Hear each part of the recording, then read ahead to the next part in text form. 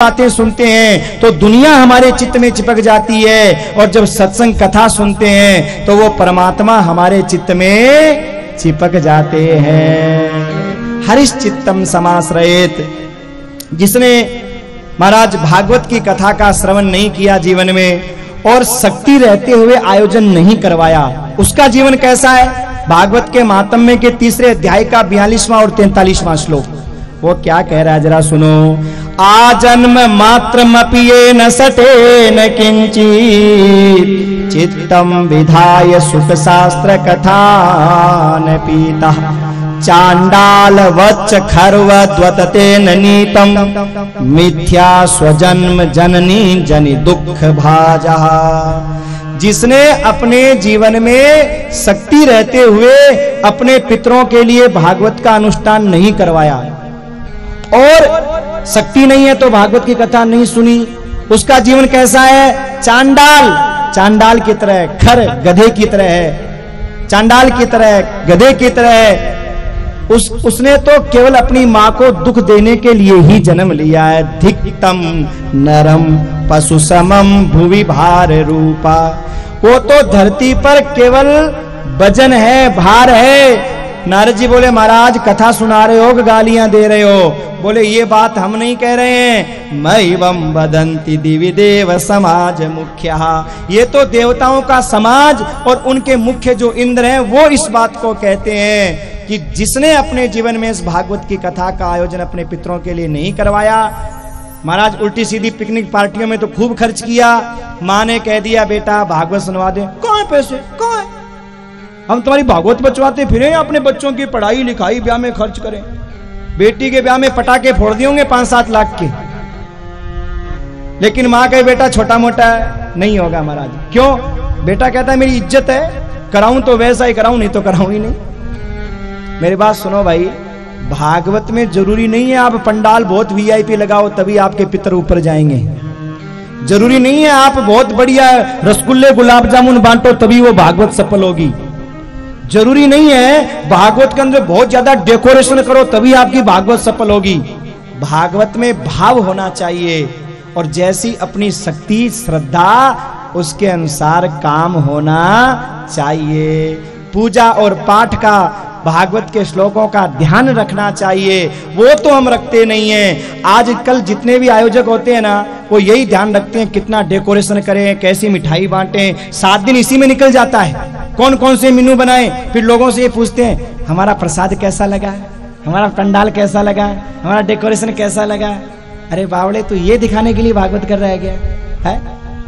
भागवत एक अनुष्ठान है, पितरों के कल्याण के लिए भागवत की जाती है, पितरों की प्रसन्नता के लिए भागवत की जाती है। सजनों, ये दिखावे के लिए नहीं।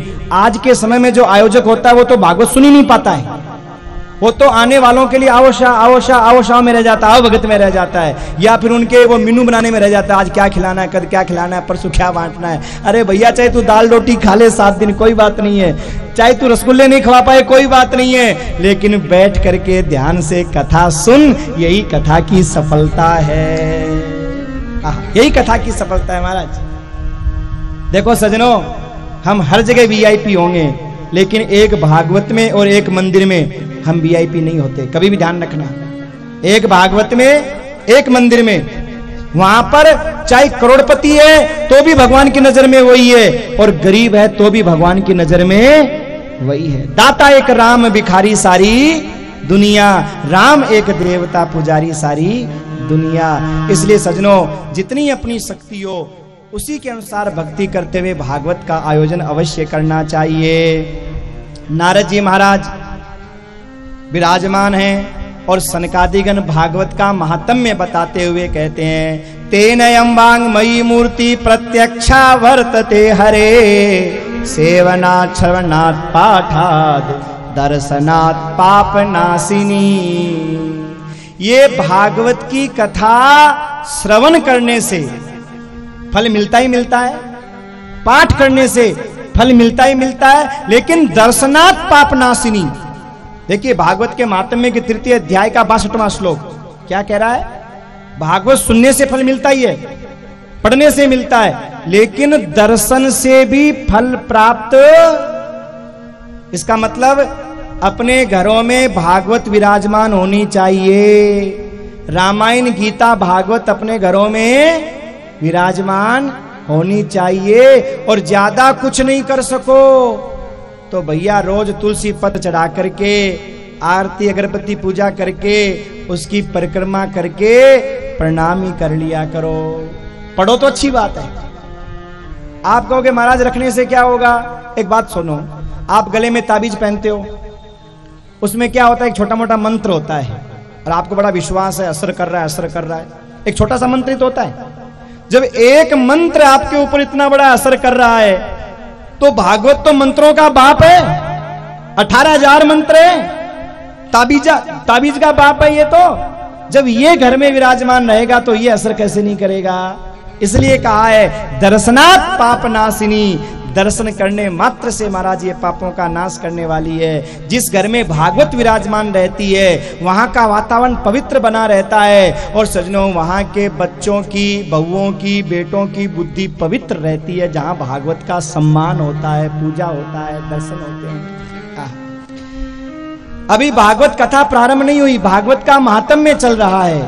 और सजनों, उसका प्रभाव ऐसा हुआ कि जो भक्ति के पुत्र ज्ञान वैराग्य आंख नहीं खोल पा रहे थे वेद वेदांत सुन करके, और वही भक्ति के पुत्र हाथ में करताल लेकर के कीर्तन करते हुए हरिद्वार की ओर आ रहे हैं। भक्ति सुतो तो तरुणो गृहीत्वा प्रेमैक रूपा सहसा विरासित, श्री कृष्ण गोविंद हरे मुरारे नाथेति नामानि मुहुर्वदन्ति। हाथ में करताल लेकर के कौन सा कीर्तन? श्री कृष्ण गोविंद हरे मुरारे। ये जो कीर्तन अपने लोग करते हैं ना, ये किसी व्यक्ति का लिखा हुआ नहीं है, किसी व्यक्ति की रचना नहीं है। ये भागवत के महात्म्य के 3रे अध्याय का 67वां श्लोक है। इसलिए और कुछ नहीं करो तो रोज ये कीर्तन कर लिया करो, श्री कृष्ण गोविंद हरे मुरारे, हे नाथ नारायण वासुदेव। भक्ति के पुत्र ज्ञान वैराग्य के लिए आसन विराजमान था, आसन पर विराजमान हो गए। भक्ति देवी ने कहा मैं कहां बैठूं?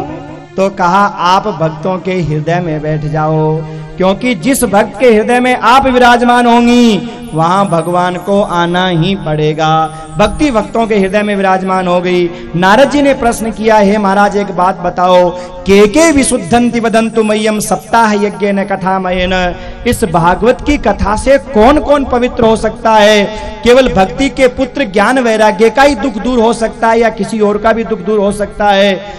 तब सनकादिगण कहते हैं, हे नारद जी, ये मानवः पाप कृतस्तु सर्वदा सदा दुराचारता विमार्गगा क्रोधाग्नि दग्धा कुटिलाश्च कामिनोः सप्ताह यज्ञेन कलो पुनन्ति ते। ये मानव निरंतर पाप करता रहता है, निरंतर अनाचार दुराचार व्यभिचार करता रहता है, चाहे कैसा भी पापी क्यों न हो, लेकिन भागवत उसका भी कल्याण कर देती है। तो कहा महाराज ऐसे नहीं, तो उदाहरण से बताओ किसी पापी का कल्याण हुआ हो।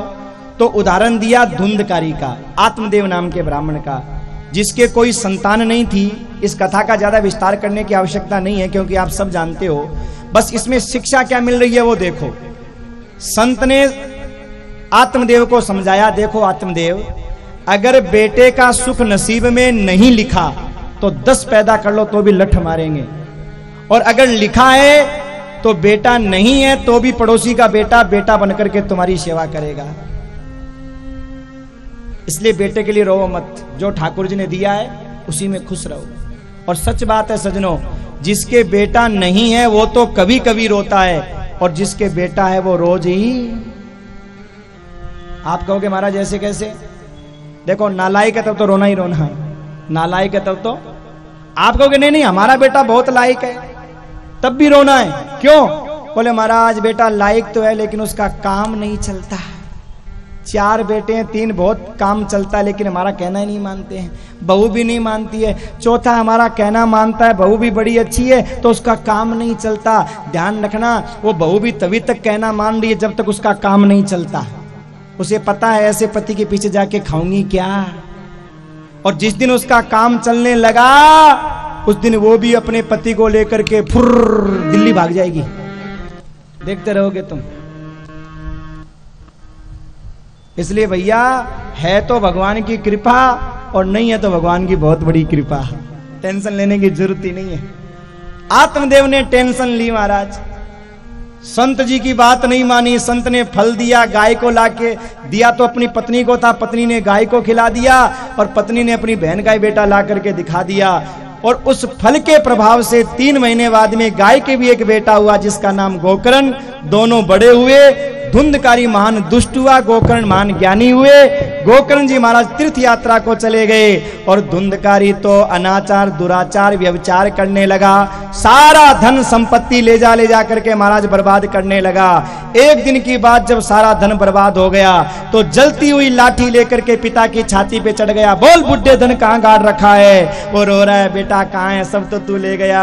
अरे बेटा छोड़ दे। अच्छा मुझे सब पता है, यहाँ मेरी जवानी बिगड़ी जा रही है, तू बुढ़ापा सुधारने के चक्कर में पड़ा हुआ है धन गाड़ करके।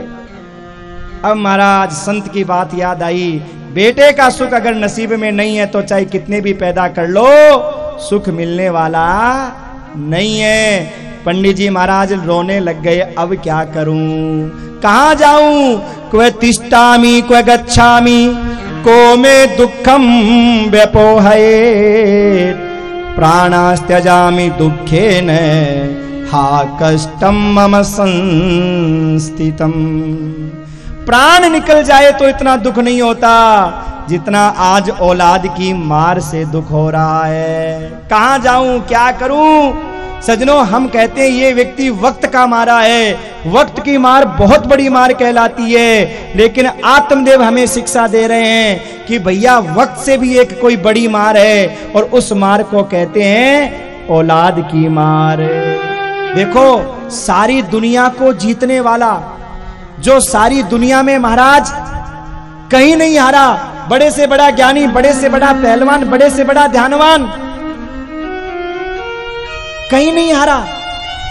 और जब औलाद ने घुटने तोड़े तो वो कहीं का नहीं रहा महाराज। टूटता है अगर आदमी तो अपनी औलाद के आगे। इसीलिए संत कहते हैं उसे वक्त भला क्या मारे जिसको औलाद ने मारा। उसे वक्त भला क्या मारे जिसको औलाद ने मारा। औलाद की खातिर इंसान फिरता है मारा मारा।